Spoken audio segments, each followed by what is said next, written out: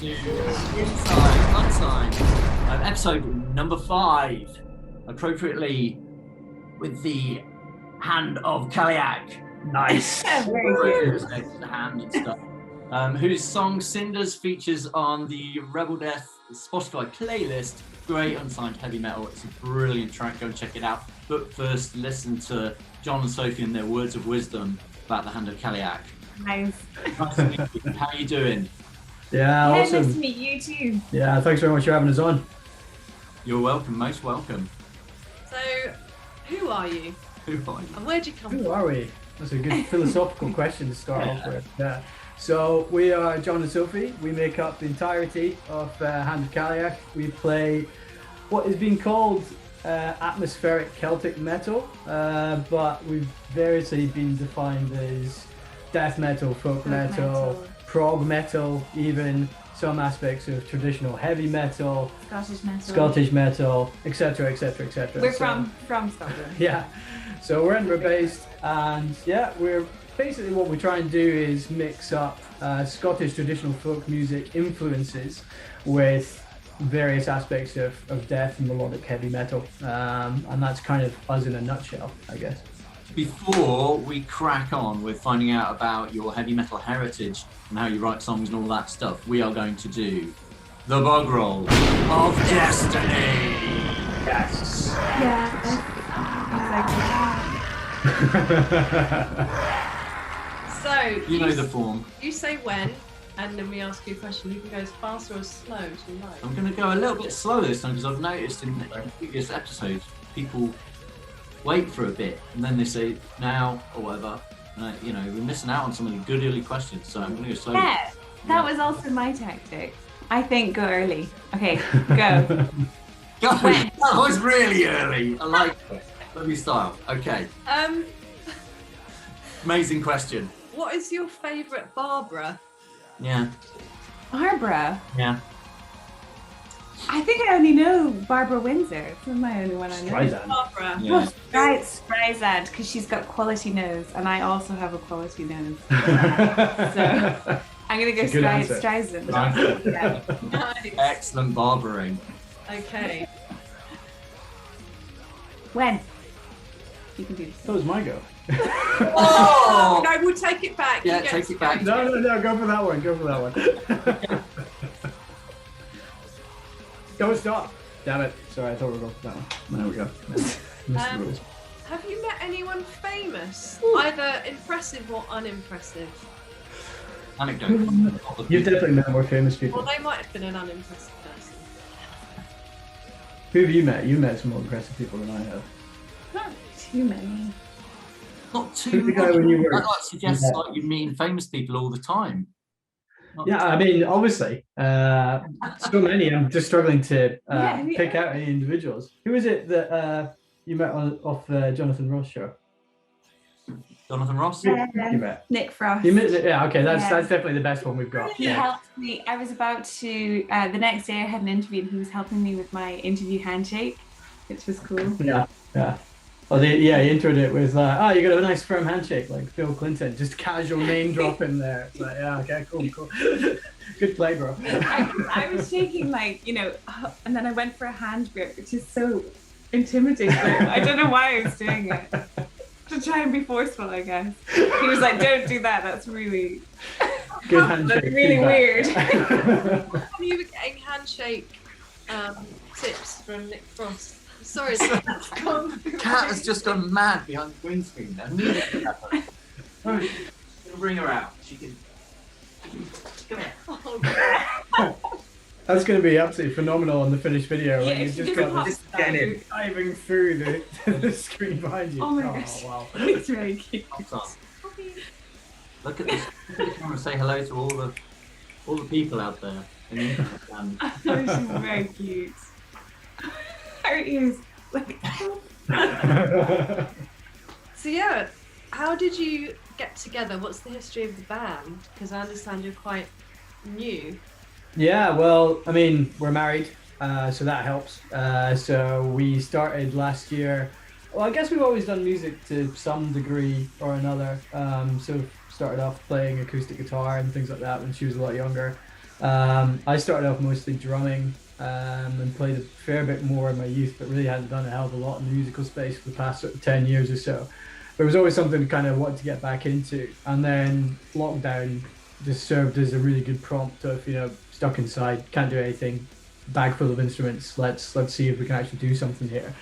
And I think one of the really fun things that's been quite different of doing this compared to like other bands has been because it's just the two of us, we can kind of move very quickly from idea to idea, and you can kind of chat through something like over breakfast and then have something rough recorded by the evening. And it also means you can then like scrap it all really quickly if it's not working as well, because there's not that the committee sort of ego side of things that you've got to manage a bit more carefully within a band. I mean, definitely in the bands I've previously played in, like, it was good fun and it's great coming up with a sound together. But certainly when it's just your own thing, I guess we can kind of, do whatever it is that we want very, very quickly and then decide whether or not it's working. Yeah, definitely. That's good enough. Yeah. And I guess bringing the folk aspects in, like, we're both quite big fans of traditional Scottish folk anyway. It's still like it's probably the most popular form of music up here in terms of by venue and things like that. Almost, every second pub in Scotland seems to have a folk night at some point where you'll just get fiddlers and the like sort of rocking up and doing some tunes. And blending some of the melodies and some of the energy that you can get out of that sort of music with, all the good stuff you get out of the metal side of things. With some, I mean, we're definitely not the first Scottish folk metal band, of course, but it was being able to adapt it and kind of, rather than use the traditional instruments like a lot of folk metal bands use, what we try and do instead, for the most part, is take those melodies and then port them over onto electric guitars and things like that. So you still get all the energy and the sort of melody from the folk side of things, but it's just got a lot more bite and a lot more edge when you're just shredding it on a guitar instead. Nice. So what bands were you in before then? Were there any kind of like touring or gigging bands, or did you release? Yeah, so I mean, it was back. I mean, this is going way back to like when I was a teenager and stuff like that. Started off just like playing in my garage and a friend's garage. I was drumming for all of those. But it was one of these great things. I was up. We both grew up in Aberdeen. There's quite a small scene up there, but there was at the time a massive dearth of drummers, particularly metal drummers. So I started off playing in a sort of hardcore punk band, and I didn't even really necessarily like the music we were playing that much, but it was just a really good fun way to play and play with some bigger boys who were doing like more impressive gigs and things like that. And then from band to band, I kind of eventually ended up in this band called Voice of Aggression, which was quite a sort of heavily political grindcore band, and it was pretty nuts. We had a vocalist and then a guitarist and then me, so it was like a three-piece like grindcore band, which was pretty nuts, trying to get the big punchy sounds that you need for grindcore out of the three of us. But our guitarist just like split his signal through like a splitter box that then put half his channel, all his trebles and half of his mids over to the guitar amp, and then all the bass frequencies and the rest of the mids over to a bass amp. So his one guitar just had this colossal sound, and then the vocalist would just absolutely fry his throat every single night. And yeah, I was just perpetually blistered hands as well. But it was really good fun. It was really, really intense. And we did a little bit of touring around Europe. We did a couple of weeks touring around Benelux, and then went over to Ireland for a week tour there.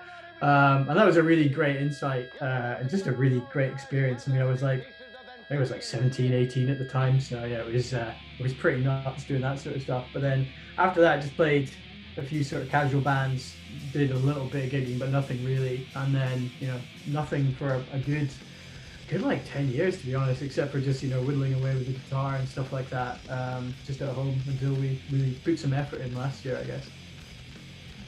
So are the drums your main instrument, or? So they definitely were. I guess, like, yeah, I think these days I probably play more guitar just because it's a lot more sociable. I've still got an electric drum kit on the to buy list. I think in these days it's just, you can get such fantastic quality of like MIDI drums and things like that.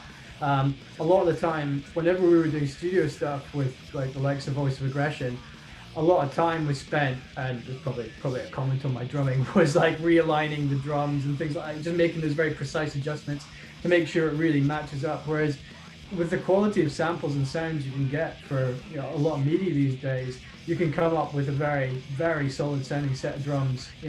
I still love to play drums whenever I get a chance to, and obviously for a live environment, there's nothing more awesome than like a live kit. But in terms of the quality of sounds you can get out of a recording situation in a studio environment these days, like it's a bit of a no-brainer, just because you can get the precision that you need for a recording track straight off the bat. So as long as you know what rhythms you would be aiming for if you were drumming, and certainly like I think a lot of that experience helps in terms of designing, and programming, so it doesn't just sound too robotic. But yeah, I think that's definitely the way. Even a lot of the really big bands these days, a lot of the sort of studios that we've been chatting to, all of them use MIDI drums. Even though they probably have perfectly capable, really talented drummers. For the live environment, just in terms of getting that precision for the studio, it's just saves everyone a huge amount of time and gets that quality. What about you, Sophie? What are your instruments? Well, I played acoustic guitar when I like sort of Spanish classical when I was really young, from about 9, and then now I play bass and sing. And that's it. So John does everything else. But so he's don't undercut yourself. You do not. Like, he's most of the band, and I'm the unhelpful assistant. Massive understatement.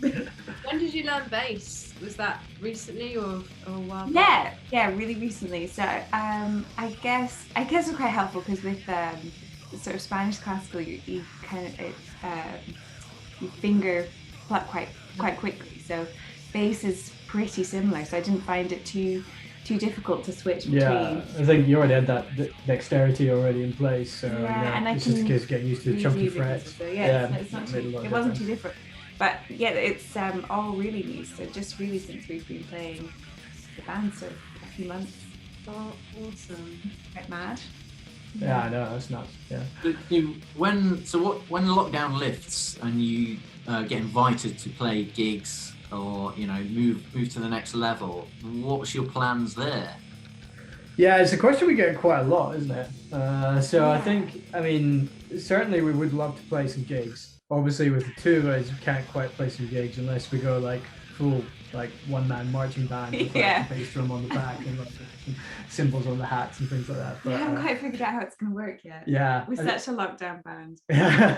But we've definitely, we've actually been very lucky enough to already have some questions as to whether or not we'd be wanting to play live at some smaller festivals and things like that, which would be super awesome. And really excited to do it. And it's one of the hardest things to do, to be like we just can't commit at this stage because we just don't have the rest of the band pulled together. I think first port of call would be to see if there's any local musicians that we can sort of band up with, just who want to run off some established material already. If you know anyone, anyone wants to play with Hand of Kalliach? Absolutely, yeah. But then there's always the option of session musicians and stuff like that as well, if we're going for some set dates and things like that. But there's a really good metal scene in Edinburgh and across Scotland more broadly. So I think we should be hopefully able to get some good folks together once venues are opened up and we actually get the practice time in, just to get that band cohesion going. That's always the key to the live show stuff. Sophie, you've got a great voice. It really cuts through, and it's beautiful, kind of haunting is what it is. Well, thank you. So what's your kind of singing background? Are you at all trained? No, not at all. I've never sung and had never really sang into a microphone, even so the first time we did it, it was really awkward. I couldn't get any noise out. I was just so nervous, but with a lot of practice, we've kind of got there in the end. Yeah, absolutely. I think you do have a really good melodic voice, and I think it was one of those things where I think Soph doesn't even realize, or didn't realize at the time, that she's got as good a voice as she had, and it was end effect with Soph's really fantastic melodic vocals, just as you say, really cuts through the whole mix really well and just gives this offset that I think a lot of that has really contributed to the reception we've had so far, to be honest, because I think without the aspects that you bring to it, it would just be a fairly standard death metal band. Nothing wrong with being a standard death metal band, obviously, but I think that really adds the duality to it, and it seems to be something that a lot of the reviewers pick up on. Yeah. What's the creative process then for say you know, the EP? Obviously, you kind of formed in the summer. Did you have material kind of in your back pocket? No, I mean, we just started writing in the summer really, and we didn't actually release the EP until December, so just before Christmas. I think it was something we'd really wanted to do for quite a while. I think blending some of those sort of Scottish elements into metal in a way that's not overly folky. Again, nothing wrong with going down the you know, more pure folk metal route. Yeah, folky but not twee. Yeah, exactly. And so in terms of the process, I guess, I mean, I'd been sort of writing a few riffs and melodies and hooks and things like that, just idly. And then I'd sort of start with those, and then you would sort of, you know, provide some input and then do some sort of bass lines to it and stuff like that. Yeah. And I think, Flesh it out. yeah, I think well, the advantage of it is being, you know, husband and wife. It means we can be really closely linked to the creative process and really sort of chat things over quite extensively. I think the you know, we can go from having that melody right up the start, which we just batter out on Soph's, you know, acoustic guitar from her Spanish lessons when she was 9. We've still got that, and that's the one we've just got in the living room that we'll just use for like thrashing out some melodies. Tends to be the more sort of higher pitched ones, and then once we've got a good idea of what we're doing with that, build in some of the rhythms, and then you'll sort of think about how we might, you know, build in some of the sort of top end vocals and things like that. Yeah. And then just sort of go from there, really. And what lyrically, what are the themes that you tend to go for? Well, we wrote a lot of the lyrics in summer in Isla, and I think it's a really atmospheric place, and it's very kind of windy Scottish island. I don't know. Yeah. It's so atmospheric, and there's so much history and Scottish history and tradition there that it kind of carries you away, and you can quite easily be inspired to write some good, decent lyrics. We like to keep them quite ambiguous because we want the people listening to kind of fit their own experiences into the songs. Yeah. But there's definitely a lot of, like, we'll read up on Scottish folklore, which is really cool, and you know, stories, things like that have influenced quite a lot of the songs. Tell us about the name. So again, it's the Isla reference. So one piece of Scottish mythology is this idea of the Kalliach, as you say, spelled differently with a C. And that is a hag god, sort of witch god of winter in old mythology. And the idea was that, well, at least in one legend, she lives at the bottom of a whirlpool. It's actually I think it's the second or third biggest whirlpool in the world, just off the coast of Isla. It's enormous, and she's supposed to live at the bottom of this thing. And then when it gets to winter, when it gets to autumn, she sort of rises from the waters and casts her cloak, her plaid, across like the land, and that's the snow coming in, and she sort of brings in winter. And I guess what we were trying, one of the reasons we wanted that was, well, I mean, it's an awesome witch god that lives under the sea, metal, obviously. But I think on top of that was the sort of duality of it, because she's not represented as a good guy in folklore, but equally she's not like a total villain either. So there is that sort of duality of ushering in winter, a lot of death, a lot of, you know, bad stuff, but at the same time, and she's also represented as being quite nurturing and sort of signaling new life and stuff like that. And I guess that's what we really tried to capture with the sort of duality with the melodies versus some of the, you know, deathy riffs and vocals, and versus Soap's vocals and all the rest of that. So that's kind of where we wanted to go with it. Nice spooky sea witch. Nice spooky sea witch, yeah. Band title, subtitle, yeah. Should we talk about Cinders? Yeah, let's talk about Cinders. So where did that come from creatively, I guess, as a first step? You want to start that one? Well, I think so. Because the EP was our first ever, you know, we didn't know what would happen when we released it, and we didn't know how people would react to the songs. And so we, each song on the EP is quite different, and we learned just such a huge amount in that time from what people were saying about it and how they were reacting to the songs. And so with Cinders, we wanted to, we could see that people, you needed a song that would hit people really quickly, that was, powerful from the very first second. So it would grab you, so you could, you couldn't skip within the first few seconds or whatever. And so that's really what we wanted with Cinders. We wanted something really energetic, really powerful. Yeah. High energy, short. Keep it short and sweet. Yeah. But it had the mix of, because some of our songs on the EP, we didn't have my vocals, and we had sort of ones like Overwhelm, quite sort of a bit more classic metal, and so we wanted to do a little bit more folky, and with both our vocals. I think we really wanted to try and distill all the best bits that we got feedback on from the EP. And as Soph says, there was a lot of range of sort of styles and a lot of elements in there, which we love doing, and it was great to be able to experiment. And it's brilliant being able to be a new band without any expectations, and being able to have such a wide range of, a wide canvas, I guess, to work with, and just come up with like a whole smorgasbord of different things, linking it through with like the sort of core elements that we hopefully, managed to sort of attach to our sound. But with Cinders, we really wanted to sort of take all of the feedback we'd had from that, all the best bits out of it, the melodies, the dual vocals, a lot of the pace, blast beats, solos, all of that sort of stuff, and just cram it right into a 3-minute track. And it was like a really good challenge, actually, just in terms of like forcing us to try and be a bit more focused on our songwriting. I think we'd also use things like, I don't know if you guys have ever heard of like SubmitHub and stuff like that. It's a website where you can submit your tracks for basically peer review. I mean, you've got to gird yourself a bit, because a lot of people are brutal on it, and particularly because there's a lot of other bands, and some other bands are not particularly supportive of other bands. But certainly, it's actually a really good way to get some views back from Spotify playlisters. And what the great thing about that site is, what they do is they have to provide. You've got to pay like, I think it's like 50 cents or something like that per song.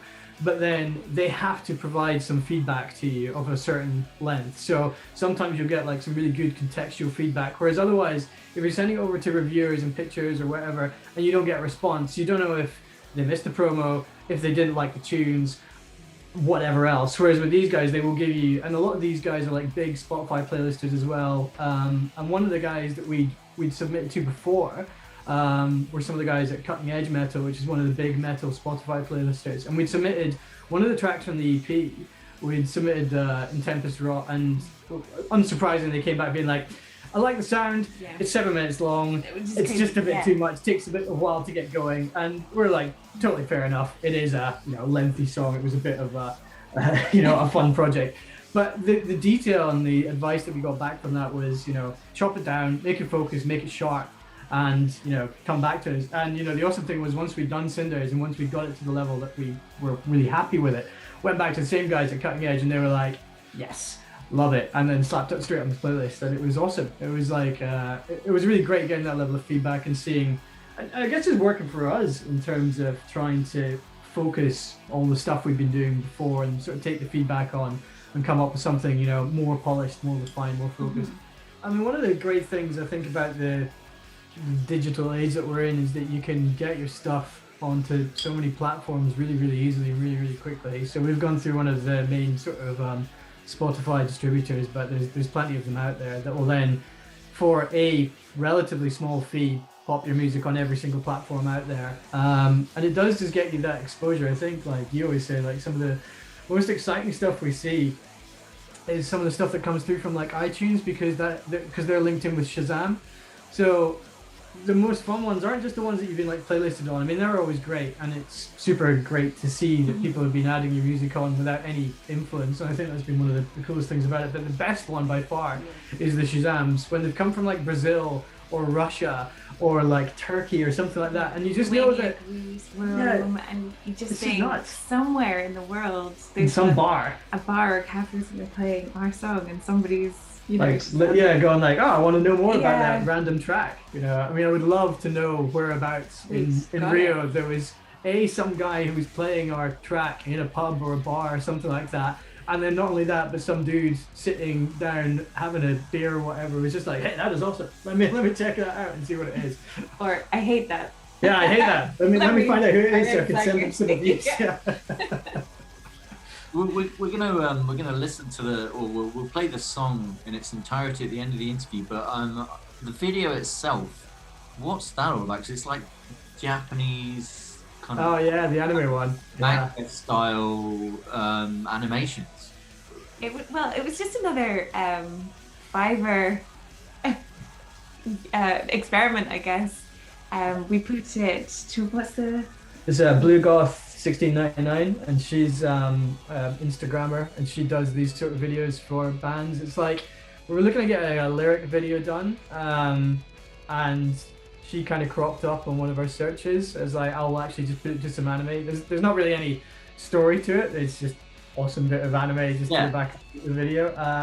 And yeah, it was just a really cool, different way to do it. We both kind of like our anime side of things. It's definitely not for everyone, but it was really fun to do. And like, and she can kind of fit the sort of fight scenes and things to the music. yeah, she's like the It's copy really the lyrics clever. and things like that. Yeah, we were really stoked by it. You know, it was a really fun, different way to do a music video rather than just a lyric video. It's not that there's anything wrong with lyric videos. We'll probably try and push some of those out. You know, like trying to film a video, and we are very bad at taking photos.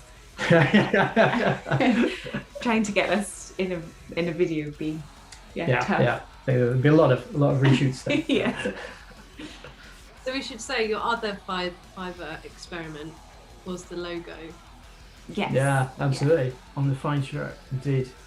What else have you done in Fiverr London? And if I can be so rude, how much did it cost? Yeah. So good. It's brilliant. You know, we're biggest fans. Yeah. The artwork for the CD. For not for the Cinders. CD. Sorry, we did for the one Cinders. for Shade Beyond Ourselves, but Cinders we got done Yeah. on Fiverr as well, Which is by a really awesome. great guy. He's goes by V Hummel. I'm gonna get this wrong here, but I'm pretty sure he's a Brazilian guy.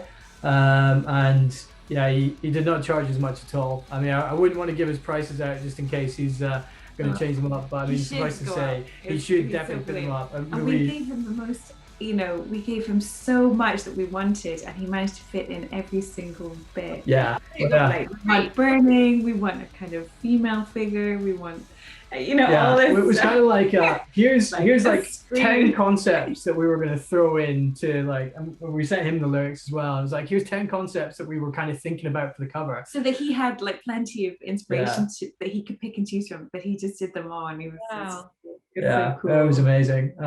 But yeah, I think it's a really great marketplace. I think it's another great, they've been plenty bad things for music in the digital age, but I think there's some really good things. And I think for freelancers as well, something like Fiverr that just connects all these independent design creative types together and gives them a global platform and a global marketplace that you can offer up to plenty of other people is just fantastic, because it means we can actually pay people a fair amount of money. And you can always tip as well. So even if you think, like we did with the artwork for Cinders, that it's grossly underpriced for the quality that you're getting, then we just chuck the same again and there's the tip.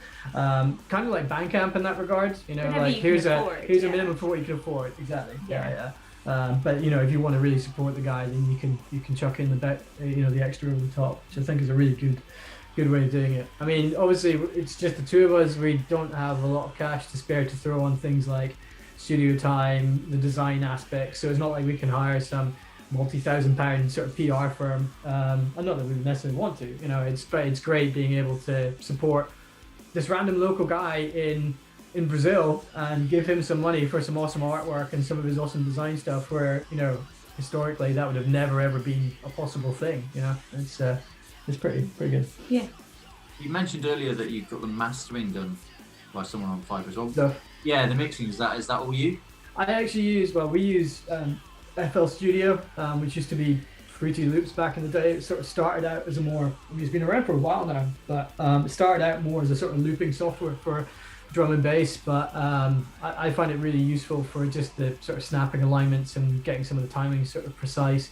But there's loads out there. That one, if you want to buy that one, it's a few £100. I think the thing is, once you get used to one particular type, it's very hard to shift. So I was trying to shift over to Reaper for a while just because it was free. Having like previously done a little bit in Pro Tools and a little bit Pro Tools, I just found way too expensive because you're having to pay a very large amount of money for a lot of the additional hardware that comes with it as well. But you know, there's just so much choice, and you can come up with such a high quality recording just with some fairly affordable gear. We use a Scarlett 2-in 2-out audio interface. I just plug into the laptop.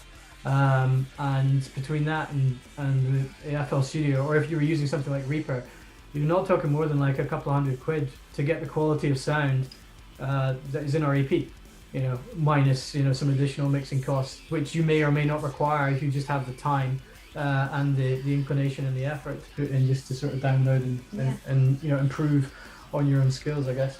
Yeah.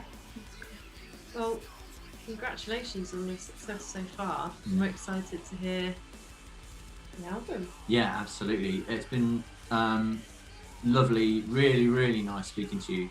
And you're two both very talented individuals, musicians, and looking forward to listening to your new album. We should point out to viewers that the artwork behind you was done by Sophie. So clearly, you should stop using people on Fiverr and all of that. Do it all yourself, maybe. But before further ado, we shall listen to Cinders in its entirety.